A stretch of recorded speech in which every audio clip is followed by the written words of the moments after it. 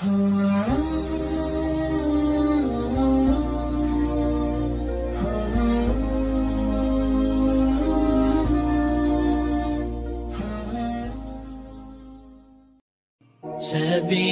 الدموع سبيل مريح، تنهدى يا صاحي كي تستريح. السلام عليكم ورحمة الله وبركاته. وعليكم السلام ورحمة الله وبركاته. الحمد لله رب العالمين. الحمد لله الذي أنزل القرآن على عبده هدى للناس وبينات من الهدى والفرقان. نحمده ونستعينه ونستغفره ونعوذ بالله من شرور أنفسنا ومن سيئات أعمالنا. من يهده الله فلا مضل له ومن يضلل فلا هادي له. أشهد أن لا إله إلا الله وحده لا شريك له وأشهد أن محمدا عبده ورسوله. اللهم صل وسلم وبارك على نبينا محمد وعلى آله وأصحابه ومن سار على سنته إلى يوم الدين. اللهم أعنا على ذكرك وشكرك وحسن عبادتك. اللهم صرف القلوب صرف قلوبنا على طاعتك. Amma ba'du, ibu-ibu sekalian yang dirahmati Allah, ibu-ibu yang dimuliakan Allah Subhanahu wa Ta'ala, puji syukur, kalimat alhamdulillah mari senantiasa kita ucapkan, sering-sering kita baca, karena nikmat Allah terlalu banyak. Nikmat Allah terlalu banyak diberikan kepada kita, sampai-sampai Allah memastikan bahwa mustahil kita menghitung nikmat Allah itu. Allah memastikan bahwa tidak mungkin kita menghitung nikmat Allah. Wa in ta'uddu ni'matallahi la tuhsuha. Jika engkau akan menghitung nikmat Allah, la tuhsuha, mustahil engkau akan bisa menghitungnya. Maka mudah-mudahan kita menjadi salah satu hambanya yang sedang bersyukur kepada Allah, dan Allah menjanjikan siapa yang bersyukur pasti akan ditambah oleh Allah Subhanahu wa Ta'ala. Mudah-mudahan kalau hari ini kita sehat, besok dan seterusnya kita tetap sehat insyaallah. Mudah-mudahan kalau hari ini kita melakukan amal kebaikan sampai wafat kita tetap bisa istiqomah dalam amal kebaikan, dan mudah-mudahan semua amal kebaikan kita diterima Allah Subhanahu wa Ta'ala. Salawat dan salam semoga Allah Ta'ala senantiasa limpahkan, Allah curahkan kepada Nabi kita, uswah hasanah kita, Rasulullah Sallallahu Alaihi Wasallam. Juga semoga salawat dan salam terlimpahkan kepada keluarga beliau, para sahabatnya, dan orang-orang yang senantiasa mengikuti sunnah-sunnah beliau Sallallahu Alaihi Wasallam. Termasuk kita semua yang senantiasa mengikuti sunnah Nabi Sallallahu Alaihi Wasallam. Ibu-ibu yang dirahmati Allah Subhanahu wa Ta'ala,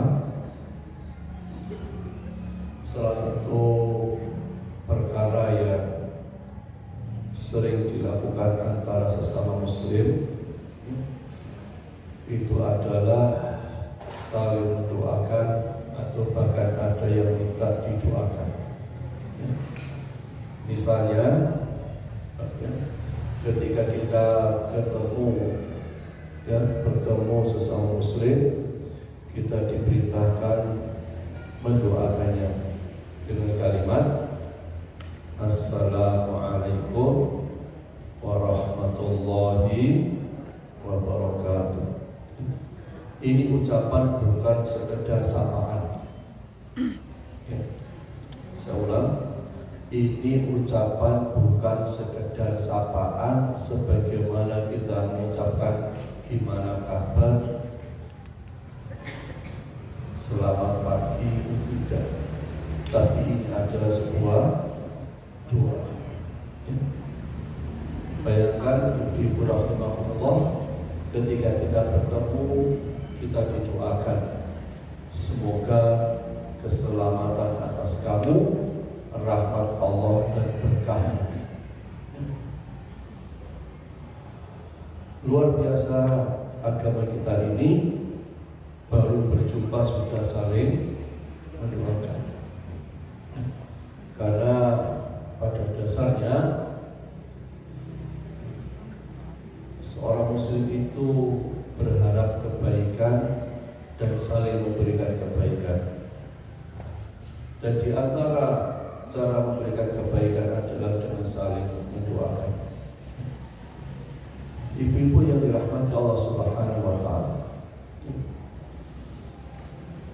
bahkan ketika seseorang itu minta didoakan, seringkali orang minta didoakan dari orang-orang yang diharap doanya saja. Misalnya Umar bin Khattab radhiyallahu anhu pernah meminta dari doa dari anak kecil yang belum balik. Kenapa minta didoakan anak kecil yang belum balik? Kenapa ibu? Anak kecil belum punya dosa.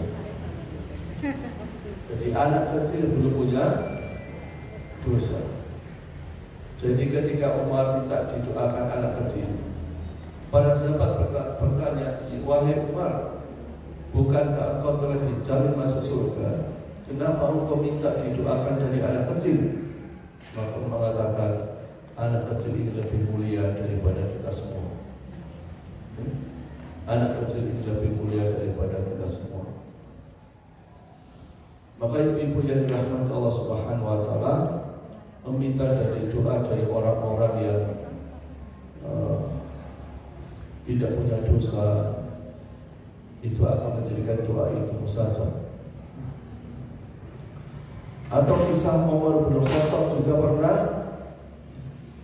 meminta doa dari Uwais Al-Qarni.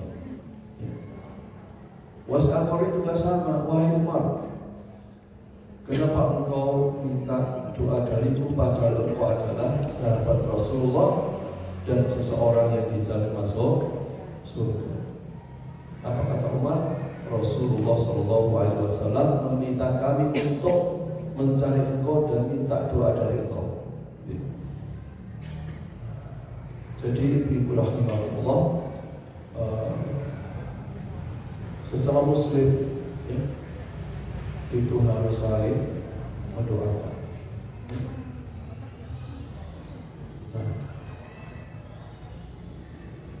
Begitu pula ibu-ibu yang rahmat Allah Subhanahu wa Ta'ala.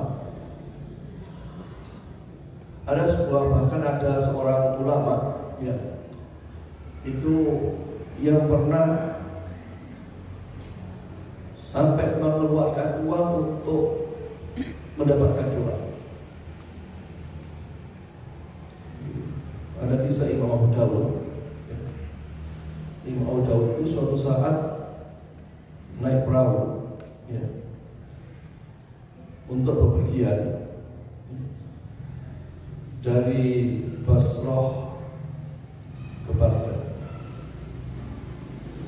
Ketika Imam Abu Dawud sampai di atas perahu dan perahunya menyeberangi sungai Talja, Tiba-tiba Imam Abu Dawud itu mendengar di pinggir sungai ada seseorang yang bersin. Lalu didengar oleh Imam Abu Dawud, dia mengucapkan apa? Bersin. Bersin. Alhamdulillah. Alhamdulillah. Mendengar itu, Imam Abu Dawud lalu mengeluarkan uang 1 dirham dan memberikannya kepada tukang perahu agar mendekatkan perahu itu sebentar ke tepian sungai. Dan ketika perahu itu sudah sampai di tepian sungai, di dekat seseorang yang bersin itu, lalu Imam Abu Dawud mengucapkan apa? Yarhamukallah. Ucapannya mendoakan orang yang bersin tadi, kemudian oleh orang yang bersin itu kemudian dijawab apa? Apa? Yahdikumullahu wa yuslih balakum. Nah, setelah selesai, ya, perjalanan perahu itu dilanjutkan. Lalu orang-orang yang berada di dalam perahu, penumpang-penumpang yang itu merasa keheranan. Lalu bertanya, wahai engkau Imam Dawud, mengapa engkau bersusah payah membayar tukang perahu hanya demi mendoakan orang yang bersin dan untuk mendapatkan doa darinya? Jadi urusan bersin Abu Dawud itu sampai mengeluarkan uang 1 dirham demi mendoakan, dan tentu akan sebaliknya didoakan. Apa kata beliau? Semoga menjadi doa yang mustajab. Semoga menjadi doa yang mustajab. Lalu ketika perahu itu terus berlayar dan seluruh penumpang kemudian tertidur, tiba-tiba seluruh penumpang perahu itu mendengar dalam mimpi mereka kalimat yang mereka dengar, yaitu, wahai para penumpang perahu, sesungguhnya Abu Dawud telah membeli surga Allah dengan 1 dirham. Wahai para penumpang perahu, sesungguhnya Abu Dawud telah membeli surga Allah dengan 1 dirham. Ketika seluruh penumpang perahu itu terbangun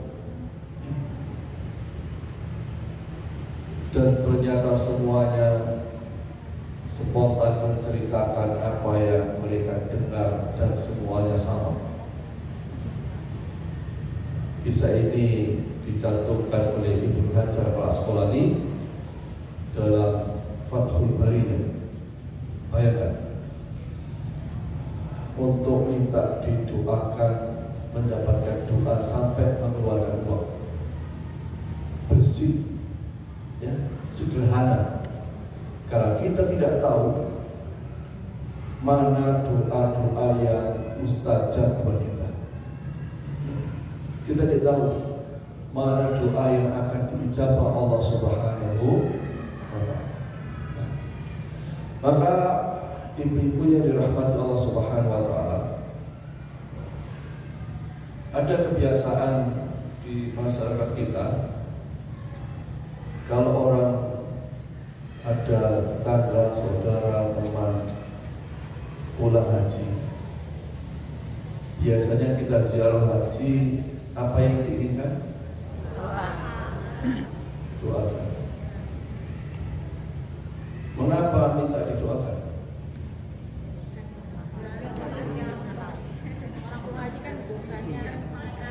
Kenapa, Bu?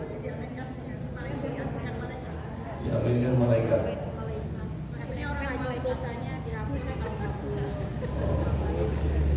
Kalau mabrur dosanya diampuni. Ada yang bilang doanya makbul, diikuti malaikat. Ya, saya sampai kemarin dikunjungi salah seorang kiai di Batu. Beliau juga sudah haji, tapi kemudian pulangnya lebih awal karena Furoda, lalu datang ke rumah saya minta tolong didoakan. Tidak perlu lah Pak Yai. Apa beliau bilang, Ustaz Arif ini belum 40 hari, belum lewat 40. Ada anggapan kalau sampai 40 hari itu masih ditemani oleh malaikat, masih ditemani malaikat, sehingga banyak orang minta didoakan. Sehingga salah satu momok orang haji adalah takut dimintai doa.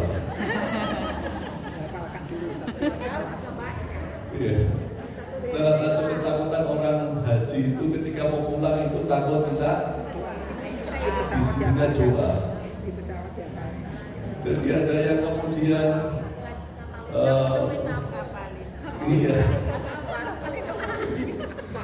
ada baru di Mekah itu bingung ngapalkan doa pulang.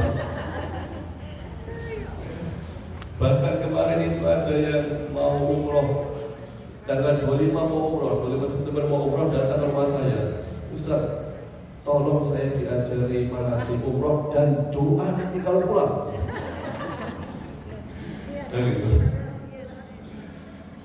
Nah itu salah satu gambaran fenomena masyarakat kita yang itu sejujurnya baik-baik saja. Nah, artinya saya mendoakan itu perkara yang baik. Nah, Ibu rahimahullah, salah satu perkara kenapa banyak orang minta didoakan oleh orang yang pulang haji atau umroh, karena berharap yang pulang haji umroh itu dosanya diampuni sebagainya bayi yang baru lahir, sehingga doanya mustajab.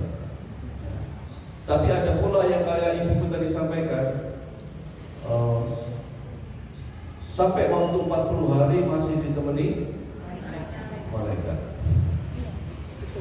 Walaupun saya cari hadis ini belum ketemu saya. Belum ketemu. Artinya kita ini selama hidup juga ditemani malaikat. Roket atin itu temani kita. Ya. Tapi kira ini betul. Jadi ada anggapan orang bahwa orang yang pulang haji itu masih ditemani malaikat, didampingi malaikat sampai 40 hari, sehingga banyak orang minta didoakan. Itu yang masyhur anggapan masyarakat tentang orang yang pulang haji. Artinya yang berdoa orang yang habis haji didampingi malaikat. Walaupun kadang-kadang orang pulang haji itu ya kadang-kadang ada yang hajinya sempurna, ada yang tidak, ada yang habis haji juga masih melakukan dosa dan macam-macam. Tapi yang lebih luar biasa, sesungguhnya ada yang lebih luar biasa daripada doa orang pulang haji. Yang kita anggap orang haji itu ditemani malaikat, yaitu bukan orang manusianya yang mendoakan kita, tapi malaikat yang mendoakan kita. Ya. Jadi kalau hadis tadi yang anggapan orang itu orang pulang haji didoakan manusia didampingi malaikat, mungkin malaikat mengaminkan. Walaupun saya tidak ketemu dalilnya, tapi yang luar biasa ada amalan-amalan yang menjadikan kita didoakan oleh malaikat. Itu luar biasa. Maka ibu-ibu rahimahullah, Kenapa doa malaikat itu sangat luar biasa? Karena malaikat itu adalah salah satu makhluk Allah yang dijamin kemuliaannya, dijamin kemuliaannya. Misalnya Allah Ta'ala menyampaikan dalam surat Al-Anbiya, A'udzubillahi minasyaitonirrajim, wa qala ittakhadar rahmanu walada subhanah bal ibadun mukramun la yasbiqunahu bil qawli wa hum fi amrihi ya'malun ya'lamu ma baina aydihim wa ma khalfahum wa la yashfa'una illa liman irtada wa hum min khasyatihi musyfiqun. Yang artinya sebenarnya malaikat-malaikat itu adalah hamba-hamba yang dimuliakan. Mereka tidak mendahuluinya dengan perkataan dan mereka mengerjakan perintah-perintahnya. Allah mengetahui segala sesuatu yang di hadapan mereka dan yang di belakang mereka. Dan mereka tidak memberikan syafaat melainkan kepada orang-orang yang diridhoi Allah. Dan mereka selalu berhati-hati karena takut kepadanya. Jadi Allah jelaskan malaikat itu adalah hamba-hamba yang dimuliakan. Siapa yang menyebut malaikat itu hamba yang dimuliakan? Allah. Kalau Allah menyebutkannya dia mulia, pasti mulia. Kalau kita menganggap ada orang pulang haji mulia, mungkin tidak. Tapi kalau Allah menyebutkan di dalam Al-Quran malaikat sebagai makhluknya yang mulia, pasti mulia, dijamin mulia. Ini luar biasa. Dan mereka, malaikat itu yang senantiasa taat 100% kepada Allah Subhanahu wa Ta'ala, selalu menjalankan perintahnya dan setitik pun tidak pernah bermaksiat kepada Allah Subhanahu wa Ta'ala. Setitik pun tidak pernah bermaksiat kepada Allah Subhanahu wa Ta'ala. Bayangkan jika ada manusia yang benar-benar Allah sebutkan kemuliaannya dan tidak ada dosa setitik pun mendoakan kita.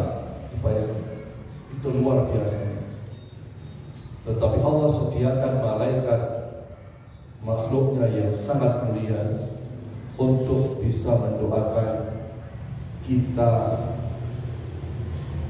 yang melakukan beberapa amalan. Itu kemuliaan malaikat. Dan malaikat Allah jelaskan itu mendoakan.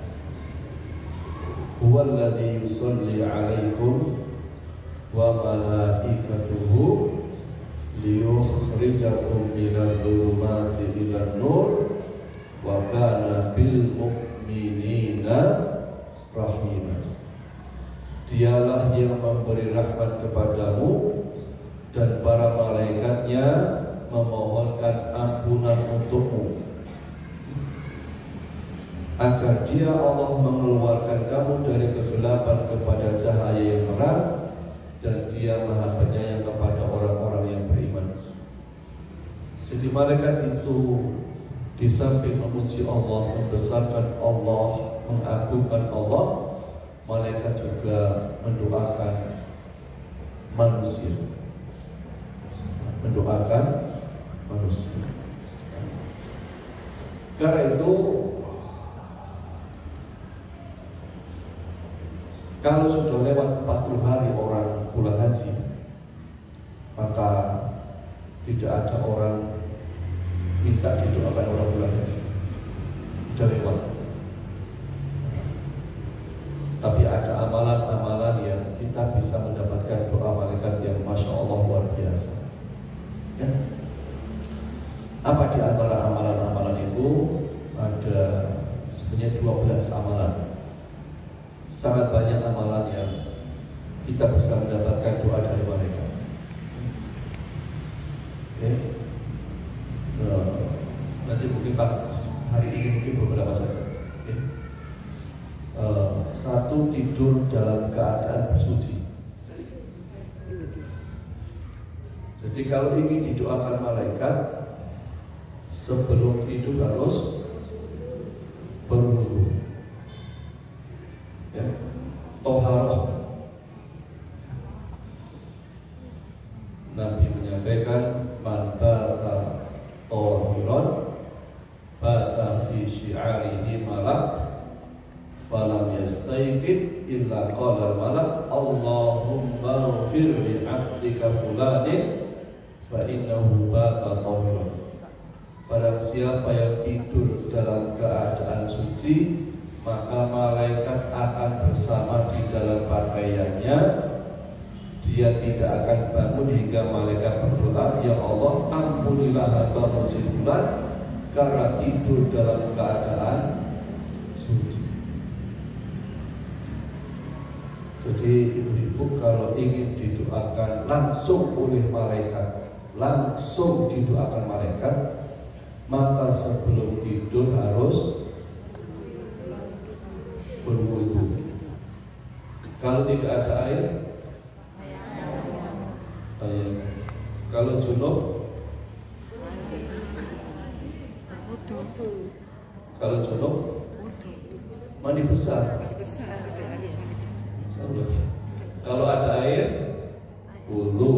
Kalau nggak ada air, kalau junub mandi besar.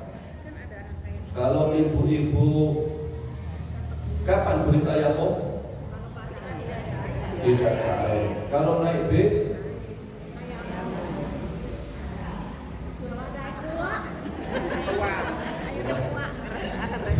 kalau naik bis,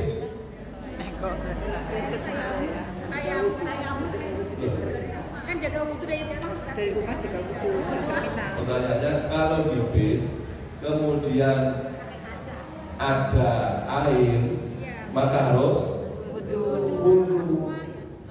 Nggak boleh kemudian di bis ada air mineral misalnya setengah liter kita tayamum. Karena bolehnya tayamum itu apa syaratnya? Tidak ada air. Ada sekarang cara wudhu Ya. Kalau naik kereta api ada air wudhu. Ya.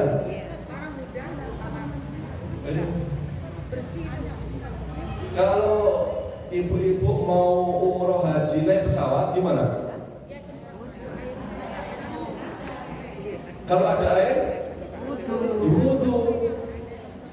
Baru kalau nggak ada air, tayamum. Sepanjang ada air harus wudhu.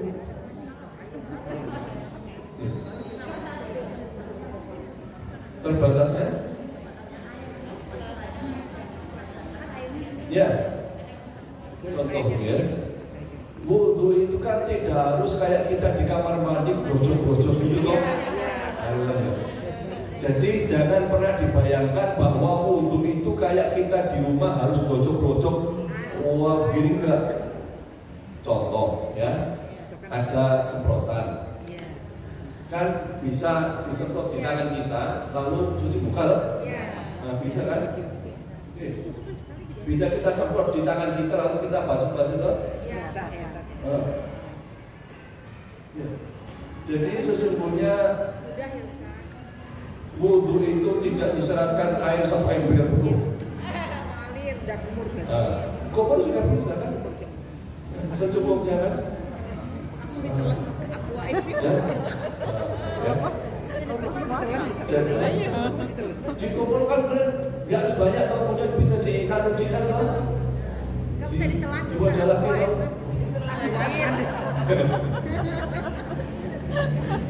Eman. Karena kemarin kan lagi rame toh, ada yang tayamum di kereta api. Gitu. Jadi bolehnya tayamum itu saat tidak ada air. Ini penting ya. Sehingga jangan sampai kemudian ngapunten nggih, nanti ada di antara panjenengan yang umroh naik pesawat lalu tayamum, padahal bawa air 1 liter. Nah, saya seringkali mendapati dan beberapa pengajian saya tanya, gimana kalau mau naik bis tayamum? Langsung begitu, padahal ada air. Sepanjang ada air, maka harus wudu. Mudah, ya. Nah ini diantaranya. Jadi ibu-ibu rahimahullah, ini hal sepele yang kemudian seringkali kita perlu mengingat-ingat lagi. Sampai kemudian kemarin videonya tayamumnya sampai basuh kaki. Sampai tayamum basuh kaki, padahal kan tayamum cukup muka sama. Ini contoh sederhana betapa urusan bersuci toharo itu perkara sederhana yang diajarkan mulai kita SD, tetapi kadang-kadang ada di antara kita yang perlu mengingat-ingat lagi, ya. Karena mungkin jarang kita lakukan sehingga kita perlu mengingat-ingat lagi, ya. Jadi intinya ibu-ibu rahimahullah, kalau ingin didoakan malaikat maka harus bersuci toharo. Jadi kalau ada air berwudu, kalau tidak ada air tayamum, kalau junub air besar. Iya. Artinya pastikan kalau ingin didoakan malaikat sebelum tidur wudu. Apa tuh ibu-ibu ya? Ibu-ibu berat nggak saya kamu tuh sebelum tidur itu? Biasa. Oh, biasa. Ada biasa enak, tapi banyak yang susah. Iya. Kadang-kadang ada banyak orang mau tidur ke kamar mandi, mohon maaf ya, buang air kecil itu di depannya air itu mau wudhu itu susah. Dingin ya. Kalau pas dingin. Jadi banyak di antara kita itu sudah sampai di kamar mandi, buang air kecil, tinggal wudhu itu loh berat. Tangan mau pegang air itu, rasanya apalagi sekarang. Ya. Berapa di sini? 18. Apalagi di Batu. Ekstrim. Ya. Jadi bayangkan, jadi kalau mau wudhu itu bayangkan, jangan dibayangkan dinginnya. Bayangkan ya Allah, saya ingin didoakan.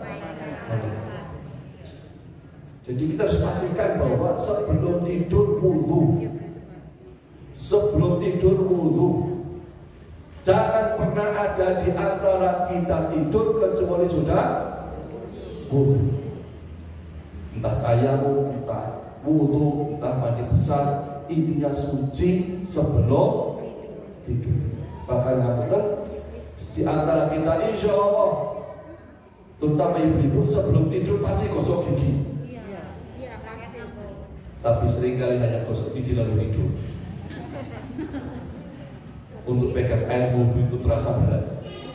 Padahal air di depannya, kakinya sudah kena air. Ya. Tinggal menyempurnakan beberapa 1-2 menit wudhu itu terhadap berat. Jadi bayangkan ya Allah, saya ingin didoakan malaikat, maka wudhu. Sederhana wudhu. Yang doakan jenengan bukan orang yang pulang haji yang ditemani malaikat, tapi malaikat langsung yang mendoakan kita, masya Allah.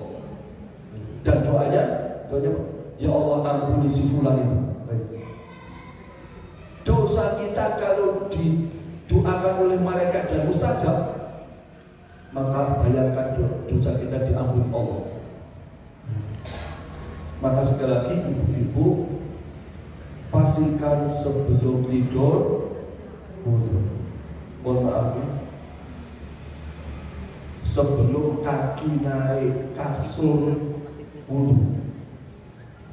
Jadi kalau kaki mau naik kasur wudu. Karena kalau kaki sudah naik kasur, kan merasakan.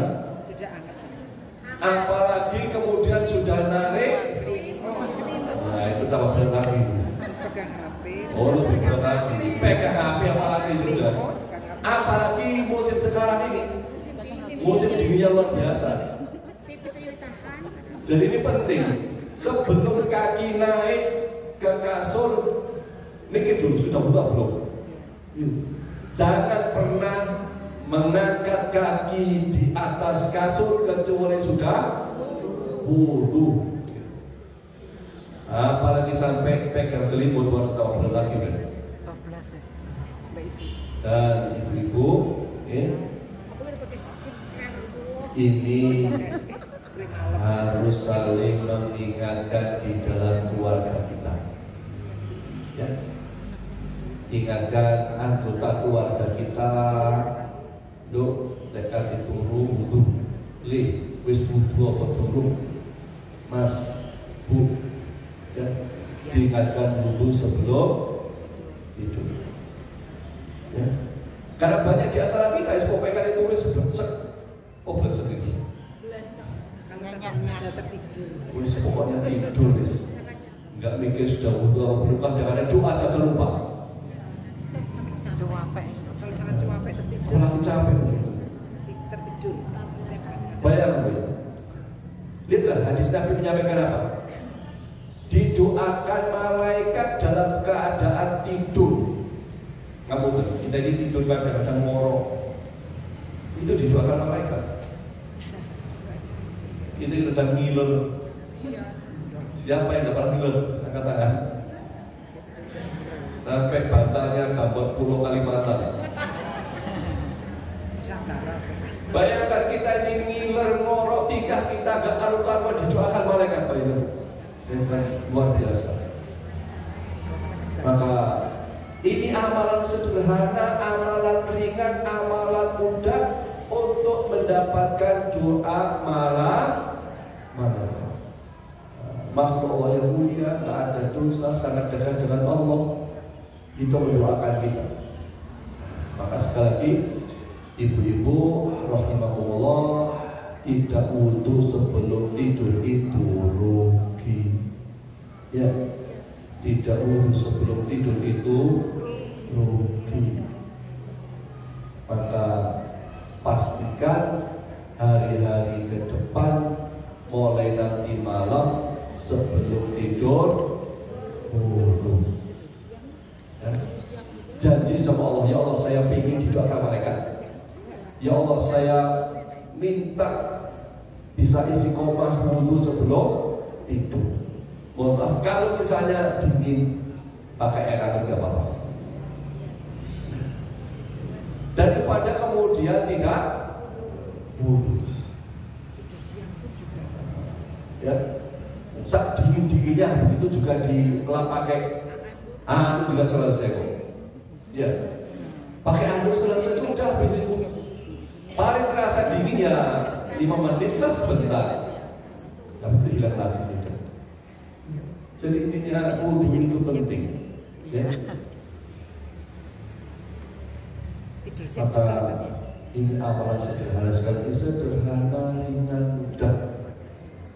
Tinggal memaksa diri untuk istiqomah berwudu sebelum tidur, maka malaikat akan mendoakan kita. Insya Allah bisa mungkin.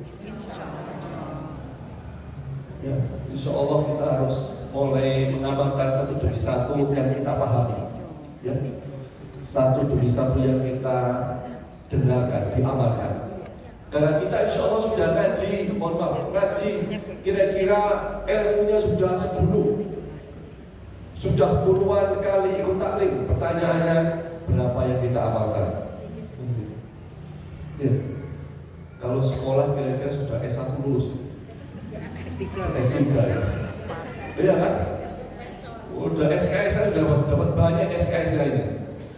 Cuma tinggal bagaimana kita mengamalkan yang penting. Nggak penting buat kita ngaji lalu ngaji begini taklim dapat ijazah, dapat nilai berapa SKS, nggak penting. Yang penting diamalkan. Itu yang sangat penting, kita mengamalkan apa yang sudah kita dapatkan saat kita ngaji. Ya, saat kita ngaji. Maka mari kita komitmen, Bismillah, mulai nanti malam saya harus bersuci sebelum tidur. Ya, ingatkan keluarga kita untuk bersuci sebelum tidur semuanya. Ya, maka insya Allah doa malaikat yang luar biasa akan kita dapatkan, dan ini bisa kita lakukan tiap hari. Bayangkan tiap hari didoakan malaikat, tiap malam didoakan malaikat, setiap saat didoakan malaikat. Nah, ini barokah yang luar biasa, nikmat yang sangat besar. Yang kedua bagian menjenguk orang sakit. Ya, menjenguk orang sakit. Idza 'ada ar-rajulu akhahu muslim masya fi khirafatil jannah hatta yajlis fa idza jalasa ghamarathu rahmah fa in kana huwa shalla alaihi sab'una alf malak hatta yumsi wa in kana masa'an shalla alaihi sab'una alf malak hatta yusbih. Apabila seseorang menjenguk saudaranya yang muslim yang sedang sakit, maka seakan-akan dia berjalan sambil memetik buah-buahan surga sehingga dia duduk. Apabila sudah duduk, maka diturunkan kepadanya rahmat dengan deras, rahmat yang banyak, rahmat yang berlimpah ruah. Apabila menjenguknya di pagi hari, maka 70.000 malaikat mendoakannya. 70.000 malaikat mendoakannya. Apa doanya? Agar mendapat rahmat hingga waktu sore tiba. Apabila menjenguknya di sore hari, maka 70.000 malaikat mendoakannya agar diberi rahmat hingga waktu pagi tiba. Jadi ini amalan kedua, agar kita didoakan malaikat. Maka jamaah rahimahumullah, kalau ada tetangga sakit segera dijenguk. Jamaah kita sakit segera dijenguk. Teman sakit segera dijenguk. Kita pernah mengalami beberapa kali menjenguk ditunda-tunda sampai meninggal. Baru kemudian menyesal, kemarin kok gak disegerakan jenguk. Lalu yang sakit wafat, kita menyesal. Menyesalnya sesungguhnya bukan karena wafatnya, tetapi penyesalan yang benar adalah karena kita kehilangan doa 70.000 malaikat. Itu salah satunya. Bayangkan yang doakan 70.000 malaikat.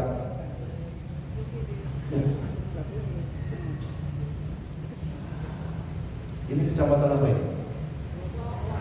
Bawah. Penduduknya mungkin 100.000. Banyak. Yang paling banyak Kedung Kada. Ya. 70.000 itu kalau Stadion Gajayana nggak cukup itu. Jadi bayangkan, dengan mengumpulkan 70.000 orang doakan jenengan. Ya. Ini malaikat yang kumpul Malaikat kumpul sebanyak 70.000 mendoakan kita. Gak perlu mengumpulkan mereka. Saat kita menjenguk orang sakit, maka 70.000 malaikat otomatis mendoakan kita. Maka ini amalan sederhana, ringan, mudah. Dan sekali lagi malaikat ini makhluk yang mulia, sangat dekat dengan Allah, tidak pernah melakukan maksiat. Kita ini seringkali kalau punya hajatan biasanya minta didoakan tetangga. Betul? Keluarga kita ada yang nikah, minta didoakan tetangga. Apa yang dilakukan hajatan itu? Mudah tetangga. Harus nyiapkan apa? Makanan. Yang ada tumpengnya, ada berkat yang dibawa pulang. Dan yang dia diundang siapa biasanya? Tetangga mana yang paling dekat.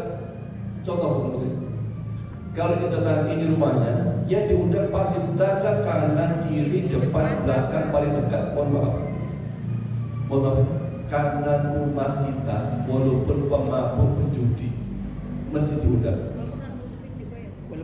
Kalau nggak diundang jangan dirasani. Depan rumah apa tuh? Togel, adu pitik. Mesti diundang. Kalau nggak diundang jangan dirasani. Kiri belakang begitu. Mohon maaf. Gak apa-apa undang mereka. Tapi ibu-ibu bisa bayangkan. Mohon maaf.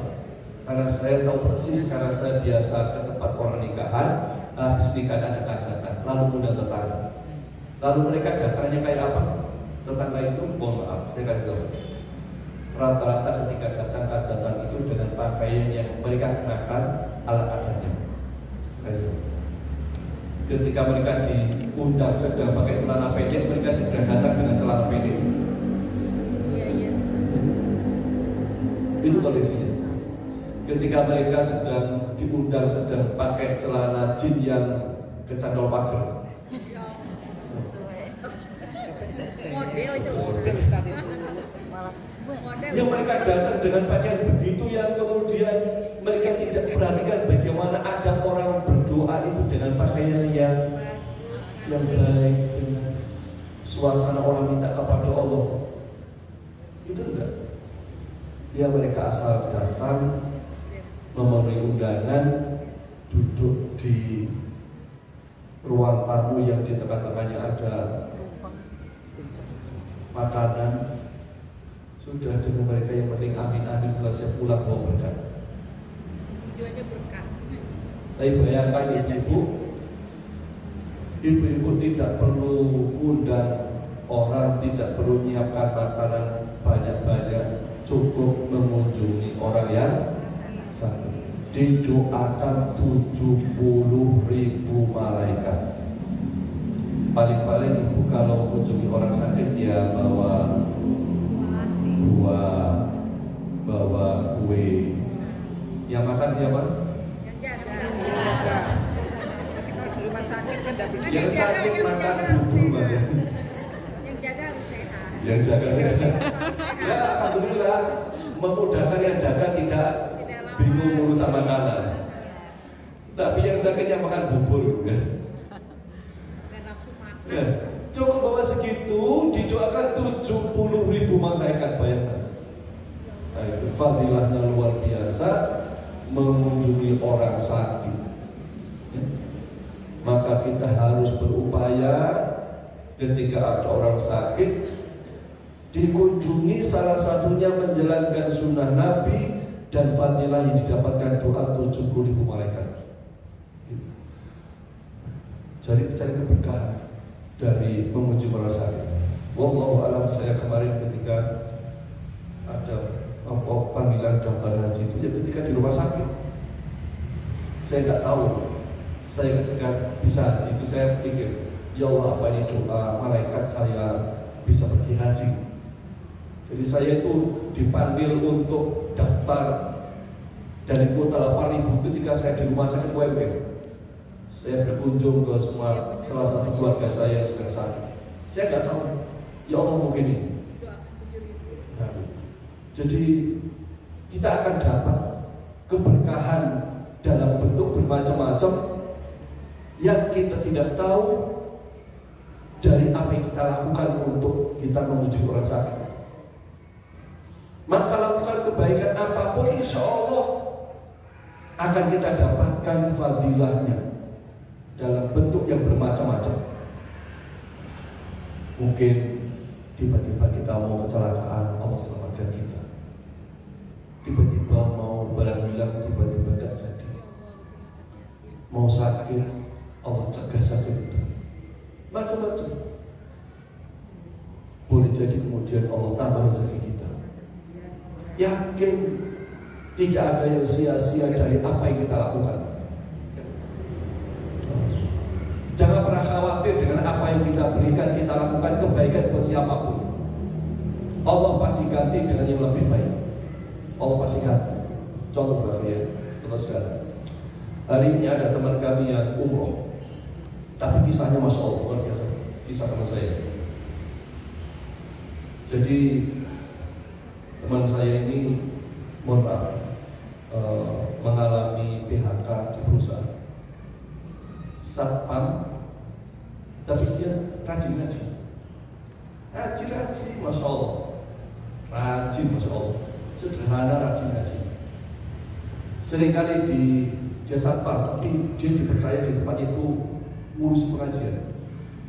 Seringkali datang pusat ke mengadakan pengajian buat karyawan Matahari. Namun karyawan Matahari yang pakaiannya biru, dia itu datang pusat pengajian. Dia ngajak karyawan sholat itu. Dia mengalami pengurangan pegawai bulan Mei. Menjelang bulan Juli kan mau dilakukan. Jadi PHK, dia punya uang 3 juta. Tanya ke saya, ini saya baiknya kurban sapi apa kambing? Di PHK punya uang 3 juta, yang dipikirin apa? Kurban. Gak mikirin lanjutannya. berikutnya jadi apa. Akhirnya dia kurban. Habis gak lama kemudian tiba-tiba dia datangi seseorang, ditanya gini, Mas, saya mau umroh kan? Baik, tidak. Ini uang dikresek, saya mau daftar umroh. Baik, Allah ganti sini. Baik. Jadi orang sudah di PHK, ya, sudah tidak ada pekerjaan, uang 3 juta, mikirnya kurban, tapi Allah tidak tidur, Allah ganti, masya Allah. Saya ya Allah. Kita ini sempat kaget, ya Allah bisa umroh. Jadi ini banyak contoh di sekeliling kita ini kayak begini, ini buahnya. Yakin bahwa semua kebaikan kita ini akan Allah balas lebih baik dari apa yang kita keluarkan. Saya terharu masa ini, Allah. Maka ketika kita mengunjungi malaikat mengunjungi orang sakit itu, didoakan malaikat 70.000 malaikat. Jadi kalau ada yang sakit segera dijenguk, ada yang sakit dikunjungi, ya, ada yang sakit didatangi, insyaallah. Ya, cari fadilah doa 70.000 malaikat. Dan kalau datang mengunjungi orang sakit, doakan. Di antara ucapannya adalah la ba'sa tahurun insyaallah. Tidak ada bahaya, ia merupakan penghapus dosa jika Allah menghendaki. Jadi ngasih semangat kepada dia, nggak apa-apa, sakit ini nggak apa-apa. Sakitnya ini nggak apa-apa, insya Allah dosanya diampuni Allah. Begitu? Bahasa Indonesia begitu. syaratnya kita ucapkan la ba'sa tahurun insya motivasi. Jadi di samping kita datang ya, kasih nasihat, kasih motivasi, kasih semangat, insya Allah sakitnya nggak apa-apa, segera sembuh, segera sehat lagi, dan insya Allah dosanya diampuni Allah. Nah, itu pentingnya kita datang begitu ya. Satu ya. Kedua, doanya apa? As'alullahal adzim Rabbal arsyil adzim al-yashfiyana. Jadi ketika datang itu diusahakan mendoakan ya, mendoakan yang sakit ya. As'alullahal adzim Rabbal arsyil adzim al-yashfiyana. Didoakan.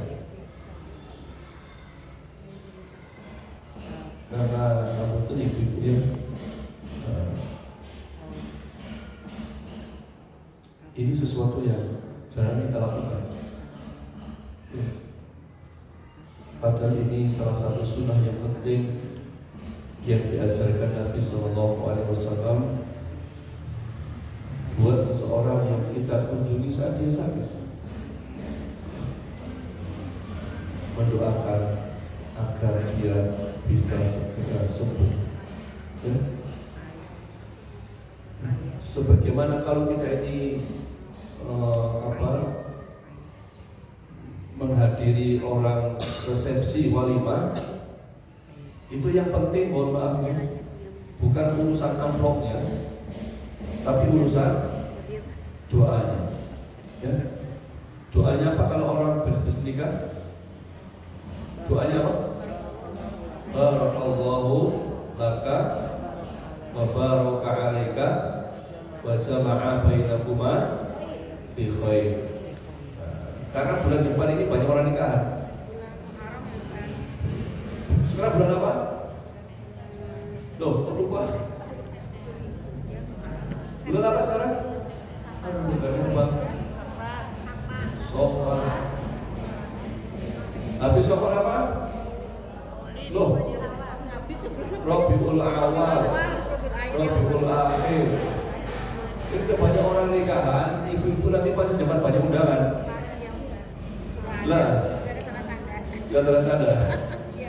Nah, kalau kemudian ibu-ibu datang orang yang barusan nikah, maka salah satu sunnah Nabi yang penting adalah mendoakannya. Kalau ibu-ibu jabatan tangan misalnya dengan kematian perempuan, ucapkan barakallahu laka wa baraka alaika wa jama'a bainakuma fi khair. Karena jarang orang begini. Kenapa? Saya saksikan orang kalau ke tempat orang nikah itu selamanya sebentar, berarti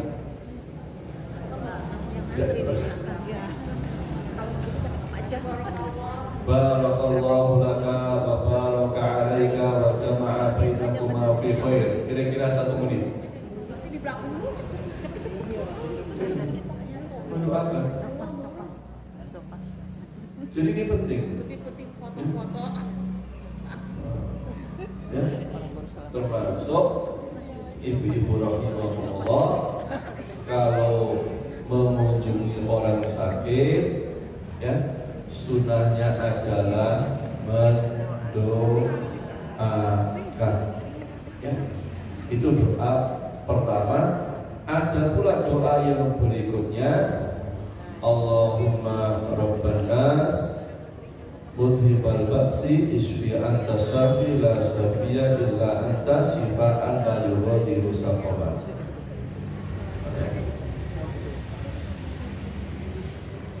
Jadi ibu-ibu kalau mau berangkat mengunjungi orang sakit itu, perkara pertama yang harus disiapkan adalah apa? Parselnya. Itu ibu-ibu kalau mau diajak suaminya berangkat tuh yang bingung urusan gawane gitu. Padahal yang penting ketika kita mau mengunjungi orang sakit itu harus merencanakan. Saya nanti misalnya mengunjungi teman saya di rumah sakit, pertama memastikan untuk mendoakannya. Memastikan untuk apa? Mendoakannya. Baru kedua pasirnya. Iya. Pertama doanya. Gimana kalau nggak hafal? Nah, ini masalah ini. Baca kertas. Baca kertas. Baca nggak apa-apa. Iya Bu, saya sampaikan. Kalau ibu-ibu mau mengunjungi orang sakit dari rumah berangkat itu, kalau di HP-nya tidak ada doa, klik doa menjenguk orang sakit, di-download, disiapkan di galerinya. Nanti pas di depan orang sakit dibaca doanya. Pakai HP dibaca, insya Allah doanya mustajab.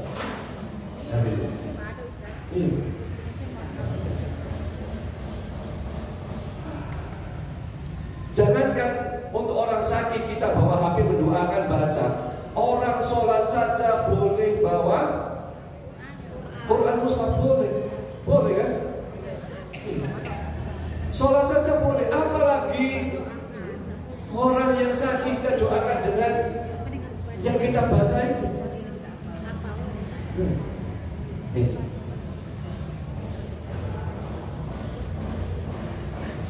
Karena sekali lagi ibu, jarang ini diamalkan oleh kita kalau jumpa orang sakit. Pada orang sakit itu butuh motivasi, butuh penyemangat dari yang menjenguk agar segera sehat, segera sembuh. Bayangkan Bu, ada 30 orang jenguk, semuanya nggak mendoakan. Tiba-tiba ibu orang yang ke-31 datang mendoakannya, Masya Allah. Bayangkan, di depannya ibu-ibu mendoakannya, Masya Allah. Nah, itu kan motivasi yang luar biasa buat kesembuhan teman kita itu ya. Maka biasakan mendoakan teman kita yang sakit dengan doa terbaik yang dicontohkan oleh Nabi SAW. Ini penting ya, mendoakan orang yang sakit. Termasuk juga rambut ibu ya. Saya seringkali sampaikan berkali-kali, kadang-kadang kita ini kalau di grup itu ada berita teman kita sakit, langsung pencet ini stiker. Ya. Masalahnya pencet stiker tapi tidak dibaca. Namun dengan pencet stiker doa untuk orang sakit 10 kali tapi tidak dibaca, sia-sia. 1000 kali gak dibaca, gak ada gunanya. Atau sebaliknya, mohon maaf, dengan gak pencet stiker tapi mendoakannya, itu jauh lebih baik ya. Kita ini kan seringkali ben ketok apa setor muka, kelihatan hadir, kelihatan peduli, sekedar pencet stiker gitu. Maka silakan pencet stiker, tapi sebelum pencet usahakan pastikan dibaca dulu ya, dibaca dulu baru kemudian dikirim stikernya. Nah, begitu. Gak kirim stiker pun gak apa-apa, yang penting berdoa. Bahkan rambutan ibu-ibu kalau jangan gak pencet stiker sekalipun di grup atau di japri, jangan doakannya, itu salah satu doa yang mustajab. Nah, ya. Jadi penting kita mendoakan ya. Kalau bisa sih hafal ya. Kalau nggak bisa baca. Termasuk ibu-ibu ya, kalau ibu sholat jenazah hafal doanya semuanya. Apa? Allahumma ighfir lahu warhamhu wa'afihi wa'fu anhu. Macet guys. Macet. Sudah mati sampai di situ. Ini rata-rata kita sampai di situ saja. Allahumma ighfir lahu warhamhu wa'afihi wa'fu anhu. Sudah ada tulisannya. Ya. Dan ibu-ibu ya, karena ibu dihafalkan, apalagi nanti kalau penjenengan umroh haji itu 5 waktu itu sholat jenazah terus itu. Ya. Di Makkah, di Madinah 5 waktu sholat jenazah terus, hampir sholat jenazah terus. Kenapa? Seluruh penduduk Makkah, seluruh penduduk Madinah itu ketika wafat mesti disolatkan di Masjidil Haram atau Masjid Nabawi. Itu mesti begitu. Kenapa? Mereka berharap disolatkan oleh sebanyak-banyaknya orang. Dan ibu kalau jenengan juga misalnya sholat jenazah, namun penjenengan tidak hafal, yang lengkap itu boleh bawa HP begini boleh.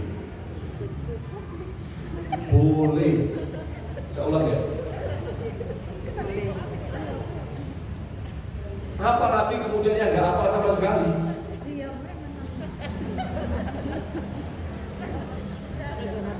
Karena saya pernah melakukannya, pernah saya sampaikan di sini, saya pernah melakukannya itu ketika ibu-ibu tahu masjid biru yang mau masuk kampung saya itu kiri jalan itu ada yang wakaf itu meninggal dunia, kebetulan yang takziah sangat banyak.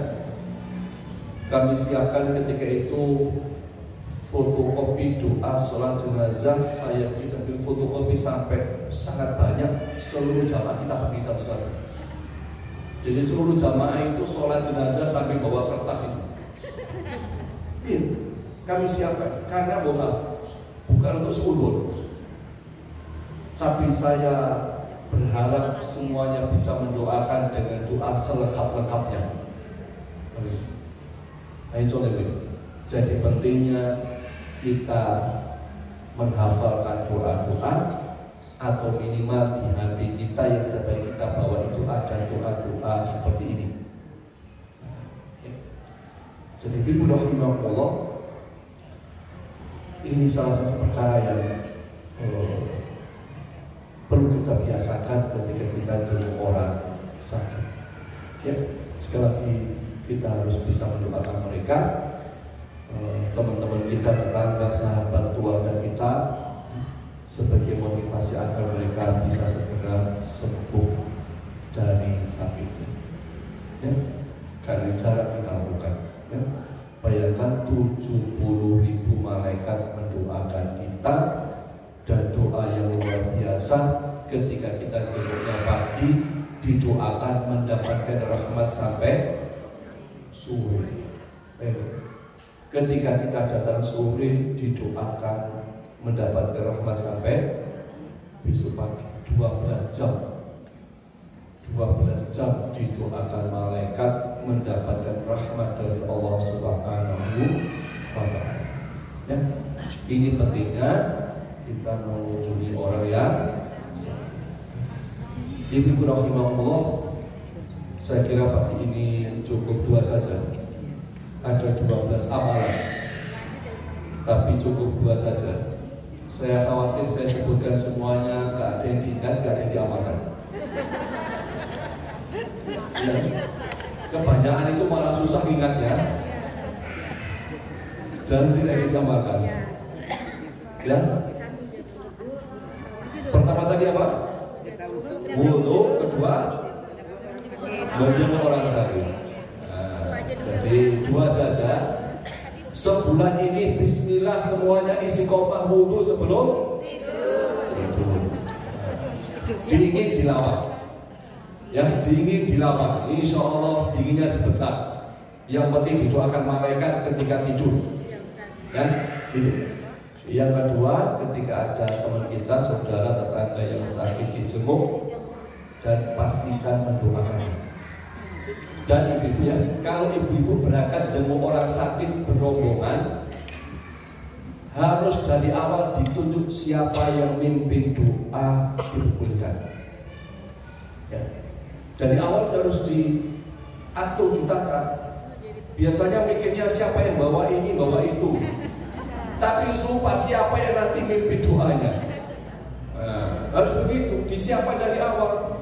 Tolong nanti siapa salah satu yang memimpin doa, yang lain mengaminkan bareng-bareng. Masya Allah, bayangkan yang nggak pernah kita lakukan sebelum ini. Habis ini ada yang sakit, ada 20 orang datang mendoakan semua amin amin di rumah sakit. Bayangkan di rumah orang yang sakit, keluarganya menyaksikan. Bayangkan bahagianya keluarga itu. Masya Allah, begini teman-teman, bapak saya begini, teman-teman ibu saya, Masya Allah, semuanya mendoakan. Jadi doakan mereka. Kayak ibu-ibu datang ke ziarah orang haji lalu didoakan, tuh Masya Allah, bayangkan. Jadi perlu disiapkan begini-begini, harus sederhana, tapi pengaruhnya Masya Allah luar biasa. Sehingga nanti ketika mengunjungi orang sakit, semuanya disiapkan. Disiapkan termasuk doa yang akan kita bacakan kepada orang yang gampang. Cukup tadi baca pertama baca sholawat, kemudian memuji Allah, lalu doa-doa tadi selesai. Itu luar biasa. Atau pokoknya didoakan lah. Kalau nggak apa-apa. Insya Allah rasanya akan sangat jauh berbeda. Jangan sekedar tubuh kita sehat gitu. Kusuk-kusuk orang semua sabar, semoga jadi sembuh ya, sehat lagi. Itu beda pun kalau dengan mendoakannya Masya Allah dengan banyak orang. Ya? Nah ini pentingnya kita ini mengamalkan sunnah Nabi Sallallahu Alaihi Wasallam. Ustaz, ya? kalau misalkan ada rumah sakit yang melarang dijenguk, apalagi ketika operasi. Jadi kalau kita yang kebetulan lagi kena musibah, misalnya suami operasi, jadi saya yang minta doa, tolong dong doain suami saya, kan nggak boleh dijenguk. Itu boleh nggak Ustaz? Boleh. Jadi mendoakan di rumah-rumah atau ketika kita pulang ke rumah baru dijenguk gitu ya Ustaz? Ya. Jadi satu, ketika kita tidak, satu ya, doa itu bisa dilakukan, satu ketika menjenguk, atau dua ketika di rumah kita, entah saat habis sholat, waktu-waktu mustajab, atau di tempat yang mustajab, oleh orang yang doanya mustajab. Doa yang waktu yang mustajab, tempat yang mustajab, orang yang mustajab. Jadi kan, waktu, tempat, orang. Jadi kan, minta doa anak kecil. Ya, betul. Saya kemarin ketika mau haji itu, kira-kira sebulan sebelumnya, istri saya bilang ke anak saya, "Le, tolong doa api umi mau haji." Saya minta anak saya yang kecil, yang kelas 3 sama kelas 1, tolong doa api umi mau haji. Minta doa anak kecil. Kenapa anak kecil tak punya dosa? Itu mustajab. Minta begitu, ya. Nah, atau kemudian ketika kita di rumah sakit, ketika kita tidak bisa di depannya, di depan pintunya dipersilakan berdoa. Saya kemarin ketika jenguk yang saya mau haji itu, saya doa di pintu masuknya ICU, karena kami tidak diperkenankan untuk masuk ke dalam ketemu dengan yang sakit. Yang mendoakan di pintu itu, kita mendoakan, saya sama saudara saya, kita berempat mendoakan di pintu itu. Yang kita berdoa untuk yang sakit. Jadi yang penting Anda berdoa itu sudah luar biasa, untuk mereka. Itu pahalanya Masya Allah sangat besar. Dan yang didoakan nggak tahu, kita didoakan mereka. Nah, ya. Kita lihat jalan ibu. Oh, boleh belakang. Monggo. Oh, non muslim. Oke. Kalau untuk non muslim sedang sakit, boleh kita mendoakannya agar sehat, boleh. Apalagi kemudian kita tambah, ya Allah beri hidayah dia. Oh Masya Allah.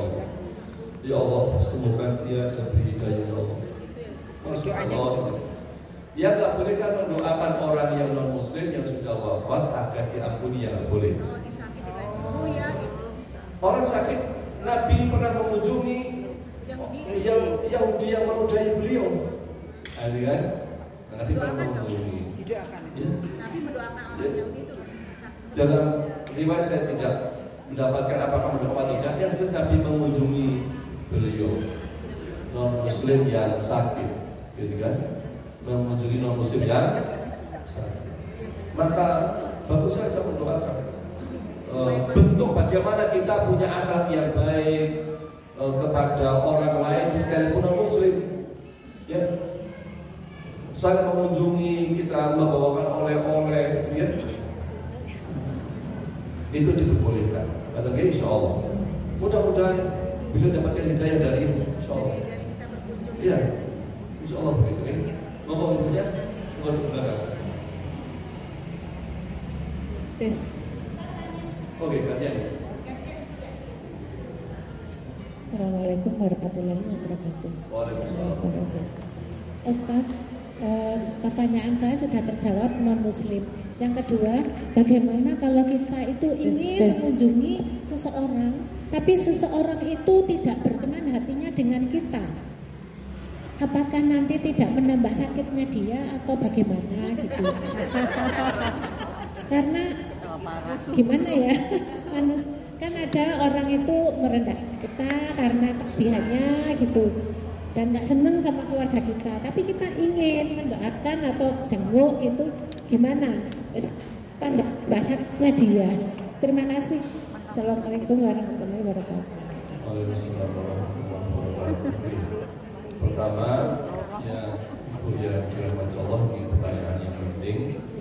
Bagaimana jika ada mungkin teman atau keluarga yang membutuhkan silaturahmi dengan kita, sedangkan kita ingin menjemputnya, ya. Jadi kita begini, ya. Satu, niatkan ikhlas karena Allah. Dua, husnuzon kepada Allah Subhanahu wa Ta'ala. Bismillah, kunjungi beliau karena kita tidak tahu bagaimana hatinya setelah beberapa saat tidak berjumpa dengan kita. Semoga dengan menjadikan datang mengunjungi, hatinya akan luluh dan bersambung lagi silaturahmi yang selama ini terputus, insya Allah, ya. Dan doakan beliau dengan ikhlas. Semoga beliau hatinya tersentuh dengan doa-doa kita, sehingga Allah bukakan hatinya untuk baik dengan kita, insya Allah, ya.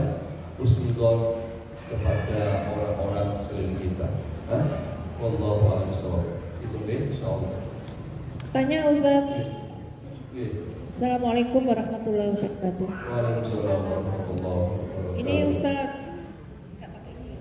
mengenai tayamum tadi Ustaz, seperti yang pernah saya ini ya sama teman saya waktu di Madinah, itu pas sholat Jumat kita kan semua ikut ke masjid semua. Nah, kebetulan waktu itu kami sama teman saya itu ada di garis depan. Nah, pas begitu Allahu Akbar, waktu mau bangkit gini teman saya kan ketut. Jadi kan batal mau wudhu, mau keluar sudah jalannya kan jauh Ustaz. Jadi wudhunya itu pakai air saya yang giniin, teman saya. Cuma di tengah itu kan mau kumurnya itu bagaimana? Dia tanya saya, "Iki ya apa caranya wudhunya ya?" Nah, akhirnya kumur-kumur tapi ditelan Ustaz. Gimana Ustaz? Itu bagaimana? Nah, itu yang jadi apa? Pertanyaan saya. Terima kasih. Assalamualaikum warahmatullahi wabarakatuh. Oke, terima kasih Bu ya. Jadi yang sudah terjadi insya Allah dimaafkan Allah karena keterbatasan itu, ya. Jadi nanti kalau wudhu ya kumur-kumur kan sunahnya kemudian di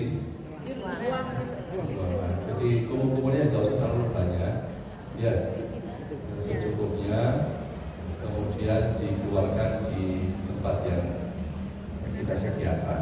Kita kan biasanya kalau ke Madinah, ke Masjid Nabawi, Masjid Nabawi biasanya bawa plastik ya. Biasanya kan bawa plastik, bawa ada gitu kan, atau bawa tisu kan banyak. Jadi intinya berwudulah semampu yang bisa kita lakukan, ya, semampu yang bisa kita lakukan, ya. Apalagi kalau di Masjidil Haram itu kan banyak tempat-tempat ini toh, tempat-tempat untuk wudu. Oh zaman dulu, masih tempat itu ya. Jadi insya Allah bagian jadi ibu nanti ya, kalau ibu nanti misalnya umroh atau haji, ketika di Masjidil Haram itu ada, kalau di lantai dasar ada tempat wudhu, ada tempat wudhu. Kalau di lantai 2 itu ada beberapa tempat untuk air zam-zam yang kita bisa wudhu karena ada aliran airnya di dekat zam-zam itu. Di lantainya itu ada saluran airnya. Nah, gitu. Jadi jangan khawatir kalau ingin wudhu di Masjidil Haram, sepanjang wudhu saja insya Allah bisa dilakukan. Ya, sepanjang wudhu saja insya Allah ada tempatnya. Ya, nggak usah khawatir. Okay?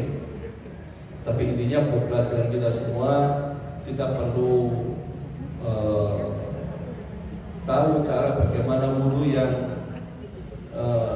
cukup menggunakan air sedikit saja, itu penting. Ya, tidak hanya urusan umroh Madinah ke Makkah, susah kita bepergian naik kereta api, naik bis, ya, naik kendaraan umum, ya. Itu kita perlu tahu bagaimana tata cara berwudhu dengan air yang sedikit. Ya, itu insya Allah ya. Wallahu a'lam bishawab. Cukup ya? Cukup insya Allah ya. Ada terakhir, dia terakhir Ibu.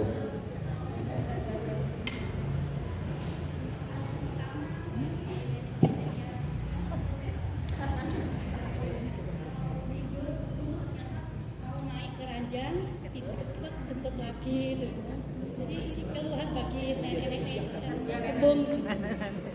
Terus kedua, apakah bengok itu semua umur, Ustaz, kayak anak kecil, kayak anak TK gitu, kadang-kadang malah gini, Bu Guru saya didoakan ya supaya cepat sembuh gitu. Jadi anaknya yang tak doa, bukan kita ya, kita mendoakan. Terus ada juga saya pernah dengar itu kita minta didoakan orang yang sakit. Ya, benar. Sakit. Ya, betul. Orang tuanya ya. Ya, pertama buat orang lanjut usia yang sulit menjaga kesuciannya, ya, tentu dalam urusan melakukan kebaikan, Allah perintahkan fattaqullaha mastata'tum, bertakwalah kepada Allah semampunya, ya, semampunya. Ya. Jadi lakukan semampu yang bisa kita lakukan. Ya. Yang kedua terkait dengan mendoakan. Jadi mendoakan orang sakit ini dalam usia berapapun kita doakan. Ya. Kita juga boleh kemudian minta doa dari orang yang sakit, ya, dari orang yang sehat, dari orang yang sakit, dari orang yang bepergian. Jadi kalau misalnya ibu minta didoakan, salah satu mustajab itu orang musafir, orang musafir, doa orang tua kepada anaknya, ya, ketika hujan. Jadi kalau ibu sudah bepergian, apa tuh? Bepergian jauh yang berat. Hindari mengeluh ucapan-ucapan tidak baik, ya. Hindari mengeluh atau ucapan-ucapan yang tidak baik, karena saat bepergian ucapan kita mustajab. Sebaliknya ketika bepergian, seberat apapun perjalanan, sesulit apapun jalan, misalnya nggak enak, ya mungkin jalannya bebatuan, mungkin mobilnya ada masalah, macam-macam mogok, macam-macam. Demi Allah saya sampaikan, jangan pernah mengeluh dan berucap yang tidak baik. Ya. Hati-hati dengan kata-kata kita saat bepergian yang berat. Ya. Selalu baca doa-doa yang baik ketika bepergian. Ya. Itu deh. Saya kira itu ibu-ibu kajian kita pagi ini. Semoga jadi ilmu yang bermanfaat, ya. Dan sejenak mari kita tutup dengan berdoa kepada Allah, ya. Mudah-mudahan doa kita di majelis yang penuh berkah ini diijabah Allah Subhanahu wa taala. Bismillahirrahmanirrahim. Allahumma shalli wa sallim wa barik ala nabiyyina Muhammadin walhamdulillahi rabbil alamin. Allahumma inna nas'aluka ridhaka wal jannah wa na'udzubika min sakhatika wan nar. Allahumma inna nas'aluka ridhaka wal jannah wa na'udzubika min sakhatika wan nar. Ya Allah, kami mohon ridho dan surga. Ya Allah, berikan kepada kami kecintaan dan surga. Ya Allah, ya Allah, selamatkan kami dari amalan dan murka.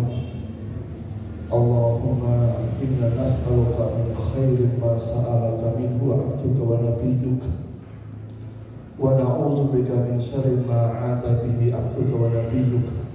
Ya Allah, berikan kami semua kebaikan sebagaimana kebaikan yang diminta hamba-hambamu yang saleh, dan semua kebaikan yang diminta oleh para nabi-Mu. Ya Allah, ya Allah, lindungi kami dari semua keburukan, dari keburukan yang diminta perlindungan dari semua hamba-Mu, dan keburukan yang diminta perlindungan dari semua nabi-Mu. Ya Allah, Allahumma inna nas'aluka al-jannata wa ma qarraba ilayha min qawlin aw 'amal, wa na'udzu bika minan nari wa ma qarraba ilayha min qawlin aw 'amal, wa as'aluka an taj'ala kulla qada'in qadaytahu lana khairan. Ya Allah, kami mohon kepadamu surga, dan dari perkara-perkara yang mendekatkan kami ke surga, ya Allah, baik berupa amalan maupun ucapan. Ya Allah, ya Allah, kami berlindung kepadamu dari api neraka dan semua perkara yang mendekatkan kami kepada neraka. Ya Allah, baik dari ucapan maupun amalan. Ya Allah, jadikan semua qada-Mu, ketentuan-Mu untuk kami semuanya baik. Ya Allah, karena Engkau yang maha menghendaki semua yang terjadi pada kami. Allahumma aslih lana dinana alladhi huwa ismatu amrina, wa aslih lana dunyana allati fiha ma'ashuna, wa aslih lana akhiratana allati fiha ma'aduna, waj'al al-hayata ziyadatan lana fi kulli khair, waj'al al-mauta rahatan lana min kulli syarr. Ya Allah, perbaiki agama kami. Ya Allah, perbaiki agama kami yang ia menjadi benteng penyelamat buat kami. Ya Allah, perbaikilah dunia kami, di mana tempat kami hidup saat ini. Ya Allah, ya Allah, perbaiki akhirat kami nanti. Ya Allah, sebab di situ tempat kami kembali nanti.